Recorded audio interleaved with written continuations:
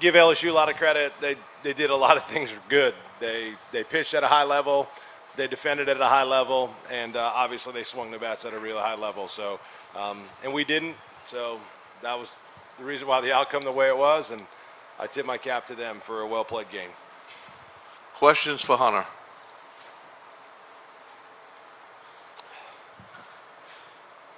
Get the mic to you. Hunter, do you take any solace in the fact that you all, you were in this hole this past weekend where you were facing elimination games like you are now? Just, are you able to pull from what you all did last weekend going forward? Yeah, I think that last weekend definitely gives us a sense of confidence, and we play well when our back's against the wall, and you got a lot of guys in that locker room who aren't ready to be done playing together yet. So yeah, last weekend is what it is, but we're ready for tomorrow. We'll be locked in.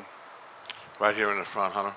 Hunter, this is going to sound obvious, but what makes Paul Skeens so tough to hit, especially from obviously your perspective? Yeah, give that guy a lot of credit.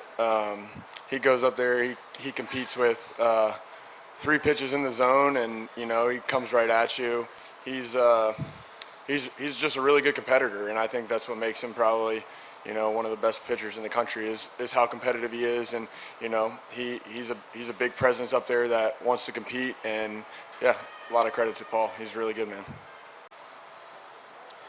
Hunter, what was your perspective of the day? Kind of a strange day with the delay and it never rained and just the waiting and everything. What was it like to go through that today?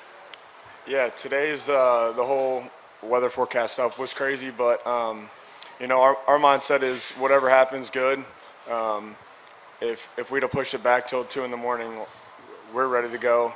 The result wasn't what we wanted, but the whole waiting around and that didn't have too much to do with it. We just didn't play our best game tonight. Anything else for Hunter? Okay, Hunter, we'll go ahead and let you get to the bus. Sure. Questions for Coach? Back in the middle again. Nick, I know this was a strange day. Do you have any quarrels with how the weather situation was handled, and do you think that had any impact on the result tonight at all? No, I sat right there yesterday and answered that same question and just basically said, hey, look, the weather is going to be what it is, and we're going to trust whoever makes the calls, and we're going to live with it.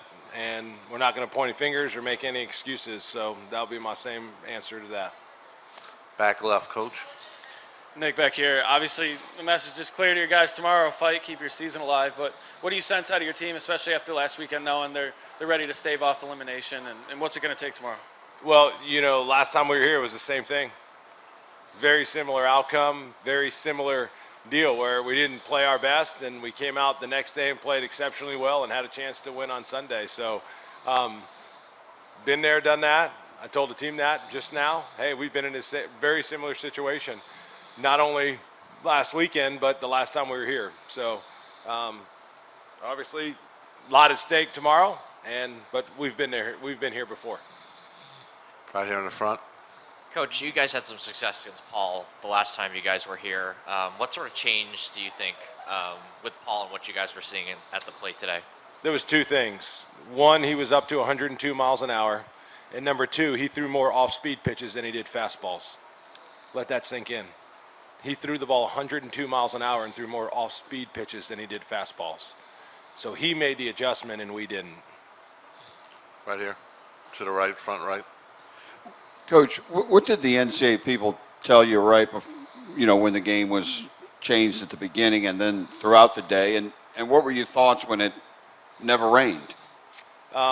They did a great job keeping us in the loop with communication. Myself, Jay, we were there. Everything that was talked about was communicated to the coaches, and they basically told us when we were playing and when we weren't, and when the weather was coming and when the weather wasn't. So they did all the communication, and we were. Listen. I grew up in the state of Florida. Okay, I understand the weather, and it can be a challenge sometimes. And so they made the calls, and we played when they told us to play, and we got the game in. Back left. Zach's been your guy all year, obviously your ace. What do you tell him after tonight? Just what went wrong for him, and what do you tell him? Well, you know, the thing about Zach is, you know, he's really bright. And even me walking out there and doing the visit in the mound, he's already telling me what he did wrong. You know, and that's how you get to that spot. That's why you get the ball when it matters the most, is because you understand. And this game comes down to execution, and we didn't execute well enough, and he knows that. He knows the pitches. He knows everything as it relates to what he did wrong and what he needs to do better, and that's why he gets the ball. Just the up again, down again. Did that affect him at all? No.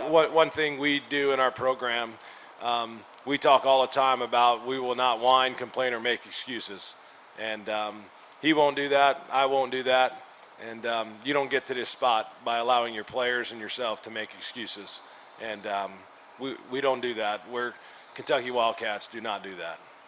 Right here in the front, Coach. Hi, Leah Van from the Advocate in Baton Rouge.